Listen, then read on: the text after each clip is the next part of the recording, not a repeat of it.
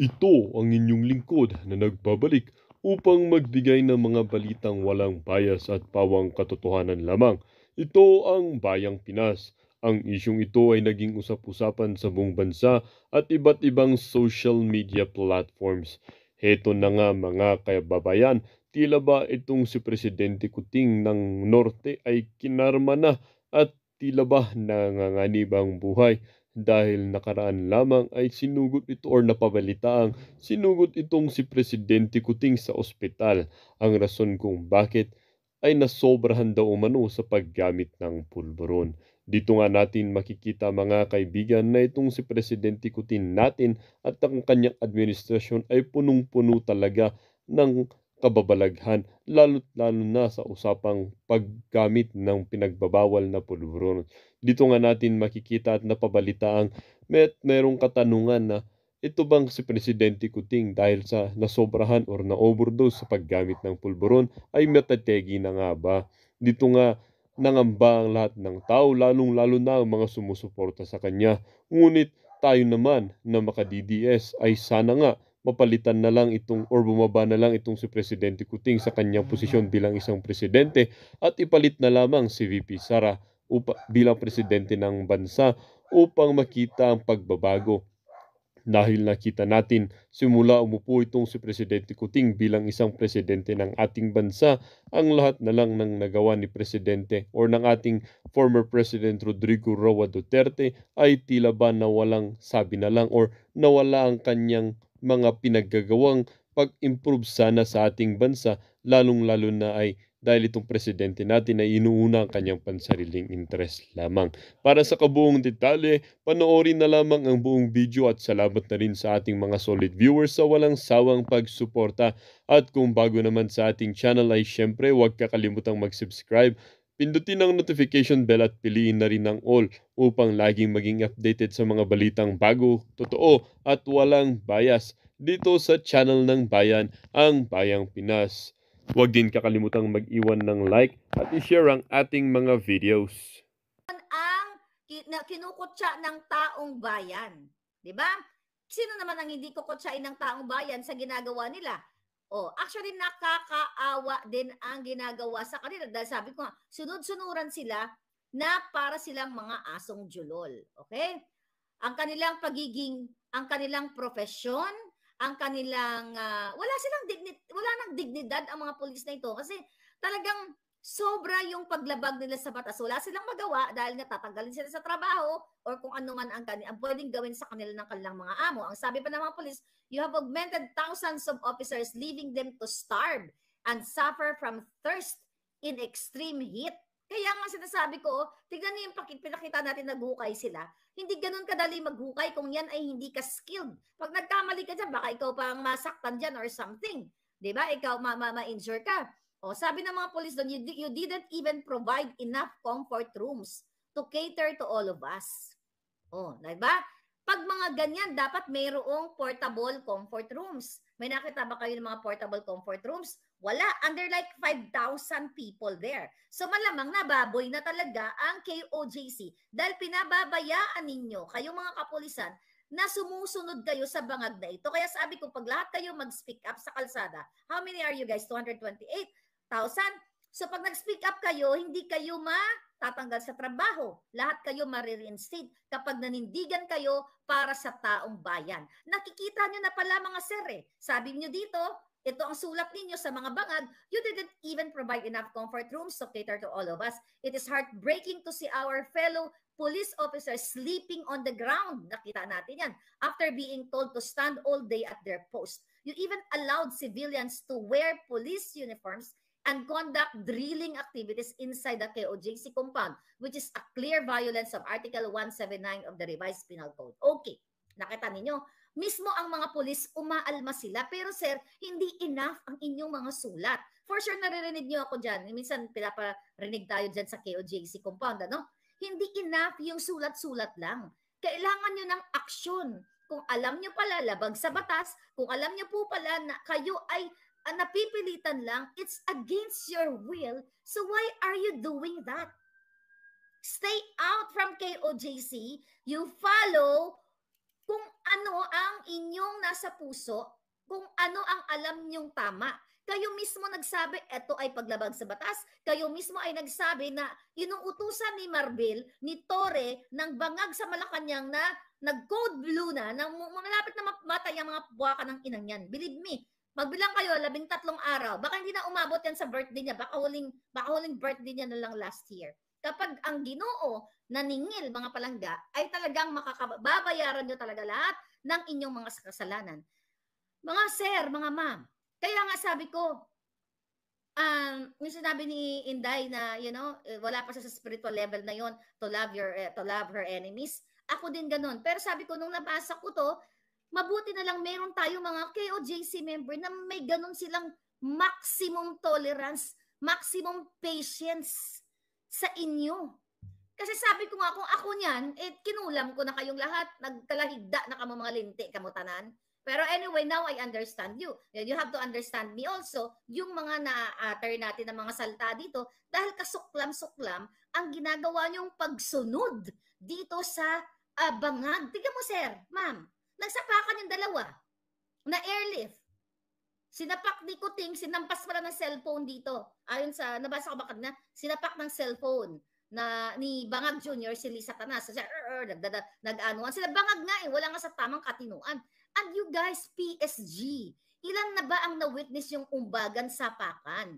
Nangako kayo na susumpa kayo sa flag, hindi susumpa. Nangako kayo, nunumpa kayo sa ngalan ng Diyos, sa ngalan ng bayan, sa ngalan ng flag ng Pilipinas, na poprotektahan nyo ang Pilipino at ang Pilipinas. Hindi yung Bangag. And there you are now, mga police officers. You have to speak up. Join us. Huwag kayong matakot na matanggal kayo sa trabaho. Hindi kayo tatanggalin. 228,000 kayo. Ano mangyayari? Abolish na yung PNP na yan. Well, kung ganyan lang naman ang ginagawa nyo, na against your will, alam nyo, by doing that, na mga bagay na panggigipit, panggugurgur, pangsisira ng mga propriedad, pagmamalupit sa mga estudyanteng na apektuhan ng kanilang pag-aaral, para akong pinapatay ng dahan-dahan. At ayokong mabuhay sa mundong ibabaw na gumagawa ako ng isang bagay na against my will dahil lang pinoprotekta, dahil lang takot ako mawalan ng trabaho. Diba? Kinuwento ko na sa inyo nung ako ay kabataan pa, na nung ako ay medrep, na ang politika malupit. Diba? Nakwento ko na yan na ang aking district manager galit na galit sa akin dahil yung pala may ginagawa siyang korupsyon, ayaw niya ako isama kasi nakikita niya na very yung masyado kung anong tawag diyan na observant at talagang syempre gusto mo matuto ano ginagawa niya, so natatakot siyang malaman ko na nagnanakaw siya sa opisina. So dahil, at yung mga ibang kapwa ko rep, syempre mas matagal sila sa akin, pinagkakaisahan ako ng iba. Yung kasundo ko lang nun, 2, 3, yung kabatch ko. Anyway, fast forward, this is about, yung sinasabi ko na, di bali nang magtinda ako ng puto o ng kutsinta, favorite ko yun, di ba? Huwag mo lang yurakan yung aking pagkatao o huwag mo lang akong utusan na kumain ng tae against my will. Katulad po ng ginagawa nyo. Anong ginawa ko noon? Kung nalala ninyo ang vlog ko. Di ba? Every 15 days may conference, may regional meeting kami, yung mga ganyan-ganyan. Di ba? So, nagpapagalingan kayo sa entablado. So, nagtirahan kami ng bonggang-bongga. That moment, nung meeting namin, ang sabi ko dun sa friend ko, I have to speak up. Sabi ko, I have to speak up. Hindi po pwede porque baguhan tayo sa kumpanyang ito, ay binababoy tayo ng district manager niya to. Tapos sabi niya, Claire, bago pa lang dito, baka matanggalan tayo ng trabaho. No, sabi ko lang sa kanya, di matanggalan ako, matanggalan ng trabaho kasi naman mamuhay tayo, mag-work tayo sa ganito klaseng environment. Sabi ko, I have to speak up. So yun na nga, nung ako na sa stage air, nagdadadakdak ako ng bongga-bongga at ibinuking ko siya, yung aking district manager. But during that time, ready na ako na mawalan ng trabaho. Meron na akong resignation letter during that time para pag sinabi ng boss ko, okay, we don't like you anymore because you're this, you're that. Ang sasabihin ko sa kanya, okay, actually you don't need to fire me. Here's my fucking resignation. Diba? So yung ganon, diba? Kinuwento ko na sa inyo. Real story yun. Kaya yung mga nakafollow sa akin 2015, alam nyo ang kwento niyan. Si Ma'am Parvina, alam niya ang kwentong yan. At kayo mga palangga. So ano nangyari doon? So yung boss ko, dahil nakita niya yung, sabi niya, okay, I will just transfer you to another district because I see potential in you. O di ba? So naglumaban ako. O di ako natakot na mawalan ako ng trabaho. During that time, ang starting sweldo ko is 12,000 plus commission. And that was 30 years ago. No, 24 years ago. 24, 25. So, ano yung lesson ng kwento ko? Nanindigan ako na kahit magutom ako, well, with my personality, sabi ko, hindi ako magugutom. Kahit maging minero ako, gagawin ko yan. Kahit mag-construction worker ako, kaya ako magbuhat ng mga ganyan. Kung wala ka na talagang mapuntahan. So, eto yung sinasabi ko sa inyo, mga kapulisan. Di ba? Now, sabi nyo dito, ituloy ko lang po yung kanilang message sa mga bangag. It troubles us to see a fellow officer placed in such a difficult position where obedience to order is at odds with both legal standards and ethical considerations. The orders given to us appear to be clearly politically motivated, lacking proper basis, and have inadvertently disrespected the fundamental principles of our society, specifically the respect for religion, individual rights, and personal privacy. Sir, ito yung pinanawagan namin since day one. Nang sinasabi namin, magkaroon kayo ng inyong realization. It's like saying, ang utos sa inyo na lumunok ka ng tae, lumunok ka ng aspile, gurgurin mo yung sarili mo, ito yun, na manindigan kayo. Huwag kayo matakot dito sa mga bangag na gobyernong ito. Takot kayo na baka mawalan kayo ng trabaho. Nagkakamali kayo dyan. Kasama niyo yung taong bayan. Hindi kayo matatanggal. Get out from that premises right now. Kung 4,000, 5,000 kayo, saan kukuha? Ang bangag na ito, magre-recruit na naman siya. The fact na nagpakita kayo ng inyong support sa inyong sinumpaang trabaho at kayo na mismo ang nagsabi na nakikita ninyo yung pag-disrespect sa fundamental principle sa paglabag ng religious freedom, karapatang pantao at personal privacy. Hindi kayo naawa yung mga kabataan dyan, yung mga kaluoy na mga estudyante, anong ginawa ninyo? Ginulo ninyo ang kanilang pag-aaral. Kung napanood ninyo yung kanilang 39th anniversary, sabi nga ninyo, sa Chinese daw, yung 9, first time ko lang narinig yung 9, parang hindi sineselebrate. Parang yung elevator, di ba? Yung sa mga hotel, walang 13th floor. Di ba? After that, 12, 14 na kaagad. You know that?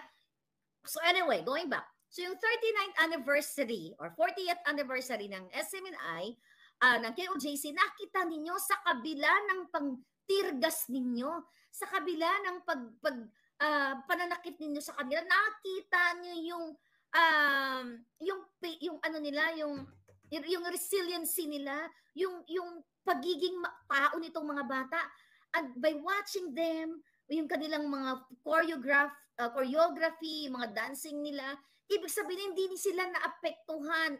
Although deep in their hearts, mga sir, mga ma'am, durog na durog sila.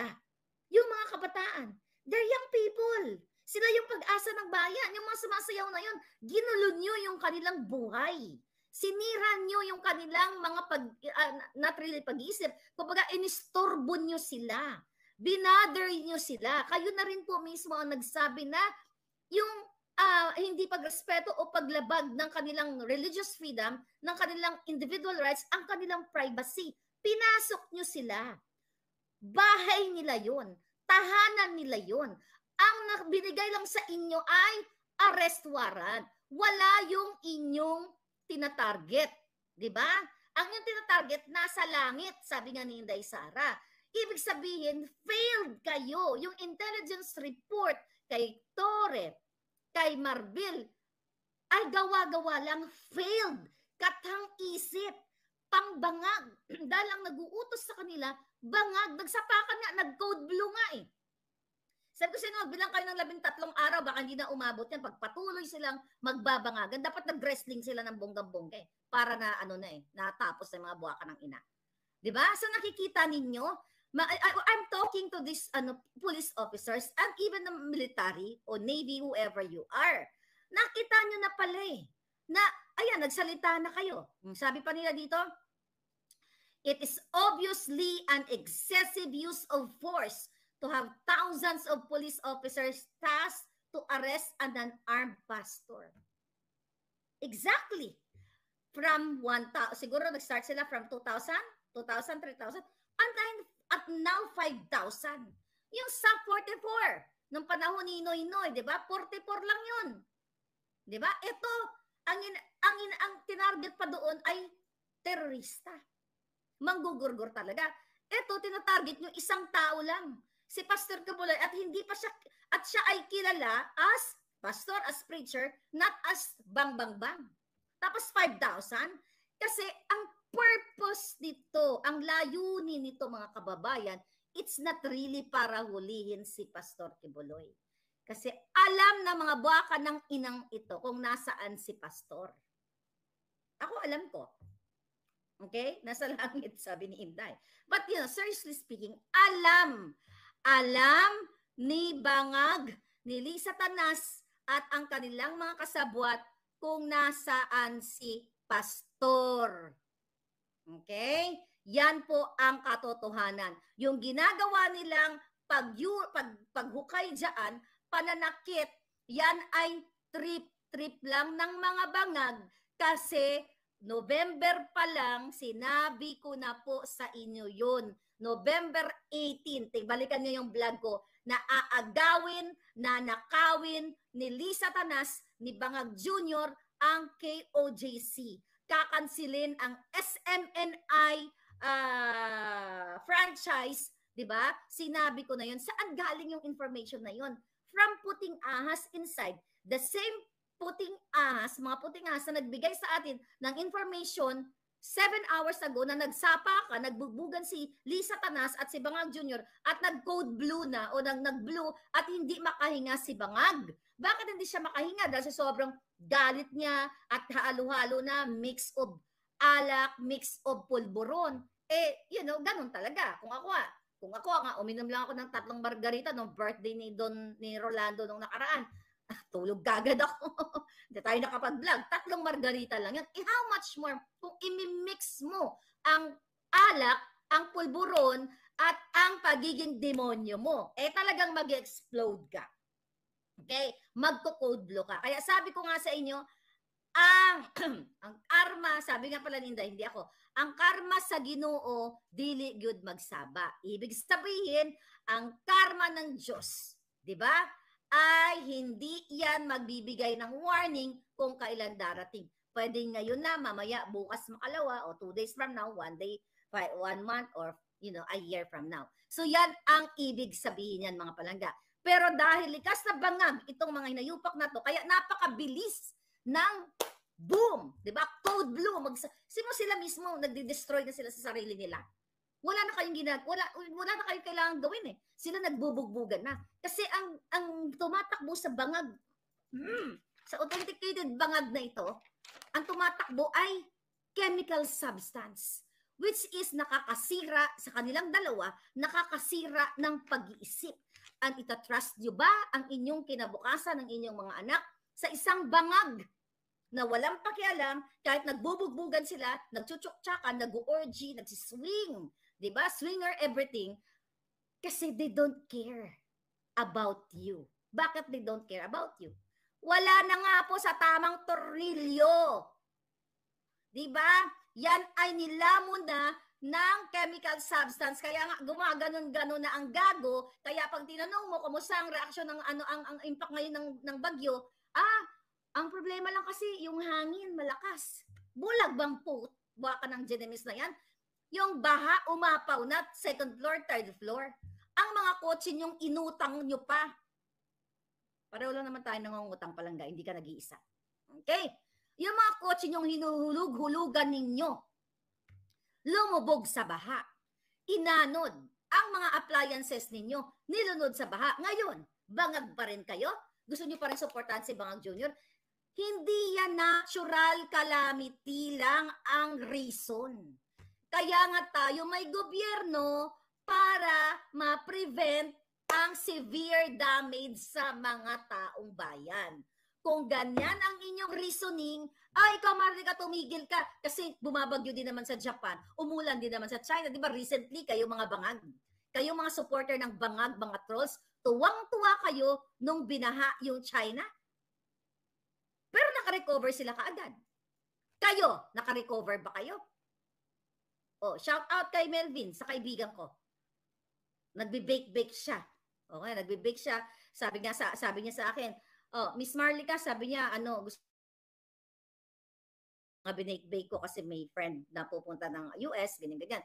Sabi niya, kaso lang yung mga baking equipments ko ay binaha, hindi pa, from Karina. Nakita niyo yung impact sa inyo economically, mentally, economically, physically. Lahat yan, hindi nyo lang, tatanga-tangahan lang kayo, na hindi nyo nararamdaman na, okay, papalakpakan ako kay Bangag, BBM pa rin ako, Bangag ako, kasi ang bagyo, ang baha, natural disaster lang yan, gawa yan ng Diyos. If that is your jutang genimis na reasoning, then, dapat wala tayong gobyerno. Di ba? Dapat hindi kayo tinatanggalan ng taxes. Kasi yun ang reasoning yung pambangag eh. Huwag natin sisihin si Bangag. Kasi yung baha na yan, hindi naman niya ginusto yan. Nagawa ng kalikasan. See? You validate your Bangag brain. Kung ganyan ang reasoning nyo, dapat huwag silang kumuha ng pera ninyo. Hindi sila kakaltas ng taxes ninyo para sinasabi na pupunduhan ang flood control, 5,500, 1.4 billion a day, tapos babahain lang kayo. Nakita nyo, mga palangga? So yan yung sinasabi ko sa inyo. Ang dami yan. Diba? Diyan pa lang tayo sa baha-baha na yan. Hindi ba kayo naaawa sa sarili ninyo? Na every time na lang, although sinasabi yung mga Pilipino, masayahin yan, kahit may baha, nagiinuman pa. Kaya nga, sinasamantala kayo eh. Sa Amerika, minsan nakukornihan ako. Okay? Ang tubig, ganito lang, akala mo may dilubyo na. Taga-Amerika, alam nyo yan. I'm talking dito sa California kasi bihira kasing umulan dito at talagang magbaha ng bonggang-bongga. Few months ago, may bumaha sa Long Beach yata. Akala mo ang mga tao parang huling, parang akala mo bumaha lang ng ganitong klaseng bahas. Pumasok lang konti doon wala pa sa bahay, sa Ugsaran pa lang. What is Ugsaran? Oh my God, Ugsaran is doon sa harap ng bahay, 'di ba? May backyard doon sa harap, 'di ba? Front yard, okay? Doon sa front yard nila o sa porch nila, ganito lang akala mo katapusan na ng mundo. You know? Pero kayo, okay lang kasi tayo mga Pilipino, we are very resilient. You know, itinatawanan na ng baha. Kaya kayo inaapi ng gobyerno nyo. Kaya kayo pinababayaan na ang Pilipino okay lang na magkasira-sira ang mga kotse, okay lang na tumaas ang mga bahay ninyo, masira ang mga picture ninyo, mga appliances kasi grabe ang inyong resiliency. Really? You really want to live like that for the rest of your life, your anak and your kaapu-apuhan? Pwede tayong mag-improve. Pwede tayong hindi makaranas ng baha. Kung yung mga flood control na sinasabi ni Bangag na code blue na, 'di ba? Na I hope tuloy-tuloy na nga sabi ng mga palangga ko, ay ilagay sa tamang pondo. 1.4 billion. Maghanap kayo. Ang pinakabaha na naalala ko, pinaka-typhoon na naranasan ko growing up, Typhoon Undang. Okay, 1980s yan. Okay? I don't know kung sa probinsya ako noon. Then, was it yung Ondoy? Wala na yata ako dyan. Kailan yun? 2009. Wala na ako dyan sa Pilipinas. So, yung may mga baha pa dati. Pero, hindi ganyan. Hindi ganyan nalagpas tao. Nung ako'y nag-aaral sa University Belt, ang naabutan ko ba, mga hanggang boobs. Naalala ko yun kasi naglalakad kami, nagbo-board ako, basta yun, hanggang dito. Pero hindi lagpas tao. May mga lugar na lagpas tao, pero ang punto de vista ko dito, lalo na sa Maynila, yung mga lugar na hindi mo akalain na aakyat sa second floor, third floor ang baha, ay binabaha. At hindi mo pwedeng sabihin na buwa ka ng inang climate change. Stop that crap. Stop that BS. Pang-bobo yan. Nabasa ako kanina. Sabi na, pang-bangag yan. Anong buwa ka ng inang climate change na yan? Climate change?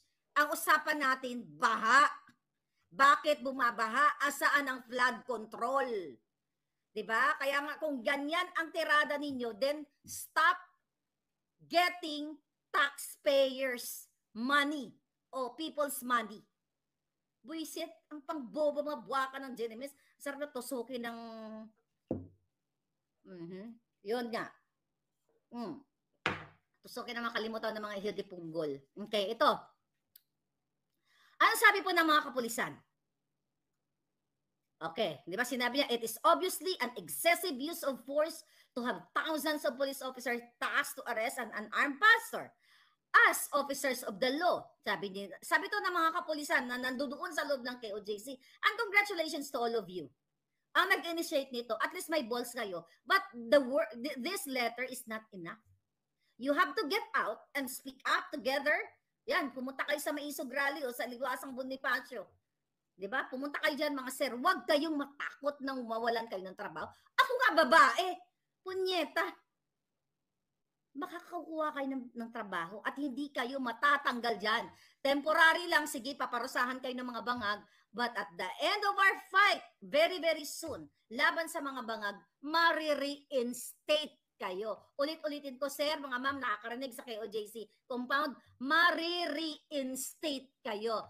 Babalik kayo sa pwesto ninyo kung ipaglaban nyo ang tama, ang batas, ang prinsipyo, sabi nyo nga, fundamental principle na nilabag ninyo dahil sumusunod kayo sa inyong mga bangag na taga-kumpas. Mari-reinstate po kayo. Okay? Sabi pa nila, as officers of the law, sabi ng mga polis, we are sworn to uphold not only the letter but also the spirit of the law. Alam nyo pala eh. 'Di ba? Hindi lang yung mga litanya ng batas, kundi yung what? Yung essence o yung sinasabi yung spirit, yung right and wrong. 'Di ba? Yung tama ba itong batas na na sinusunod ninyo? This is ensuring that our actions, even when following orders, do not infringe on the rights and dignity of those we serve.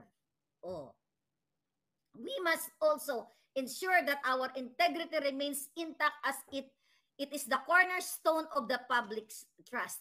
Yung mga inyong mga sinasabi ninyong mga officers ninyo, they don't care about dignity at all. Wala po silang dignity. The moment na sumunod sila kay bangag na nag-code blue kahapon, na sana sabi nyo nga matuluyan na, at kay Lisa Tanas, wala po silang dignity. Paano magkakaroon ng dignidad ang mga tumitira ng pulburon? Paano magkadignidad si Abalos? Gumaganyan. Paano makapagkaroon ng dignidad si Gibo Teodoro? Paano magkaroon ng dignidad si Marbil? Yung sa NBI, yung sa DILG sa inyo, wala silang dignidad. Nung sila ay nagpalabas sa media, pananagutin natin ang mga nag-share ng video na si Kuting ay bumabangag dahil ito ay deepfake. Maglalaan kami ng task force pulburon para hulihin namin ang mga nag-share. At all across social media, baka 50 to 100 million dahil yung iba pinatatanggal nila. At makikipag-ugnayan kami sa Amerika para hulihin, panagutin ang mga nag-share. Kaya sabi ko, ako yung nag-share. Wala silang dignidad. Ibig sabihin, duwag. Walang balls. Bakit sila duwag at walang dignidad at nananakot lang? Kung nasa tama yung mga yan, putangina. Kung ito ay deepfake, palangga, namamayagpag na sila ngayon sa press conference na Maharlika, kinasuhan na, nakipag-ugnayan sa Amerika, sabi ni Uncle Sam, ganito, ganyan. Bakit wala? Kasi sinungaling ang mga bangag. Gusto kayong takutin. Mahirap ba intindihan yan? Isang buwan na mahigit? Mahirap bang intindihan yung mga palangga na lahat ng ginagawa ng mga bangag ay panakot kay Maharlika para manahimik ako? Ang tagal nila na akong sinumpisang patakutin, nagurgurin, may death threat ba ako? Ba't ako patatakot sa mga buwakan ng Genemis na yan? Sabi ko nga, pag ito ang labanan, itong kamay ko na walang manicure, bukas magpa-manicure na siguro ako. 'Di ba? Talagang bakit dapat hindi kayo matakot, mga pulis na may sulat-sulat nito? Dahil kayo ay nasa tama at pwede niyong i-demand o kasuhan mismo ang inyong mga superior na walang dignidad sa pag-utos sa inyo ng labag sa batas. Yan pa lang yung writ of amparo, temporary protection na pinapahawak na kayo dyan. Huwag kayo mag-human barricade. Huwag ninyong guluhin ang mga nananahimik. Labag na sa batas yan. Pero ang mga bangag, katulad ni Remulang Bangkay, na ilang, ayan ang unang nag-code blue eh. Hanggang ngayon, di pa, talagang mahunit-hunit ang bangkay na yan eh. Kakasuhan ang what? Okay? Ang judge na nag-approve o nagpasa ng TPO. See? Bangag, wala na silang sinusunod. Hindi na, wala ng batas. Martial law na nga dyan. Harap-harapan at this digital age na lahat kayo, right on your fingertips. Pwede kayo picture. Ayan, ni-spray ng tear gas. Ayan, naghukay. Right on your fingertips, available ang information. Tapos nagmamartial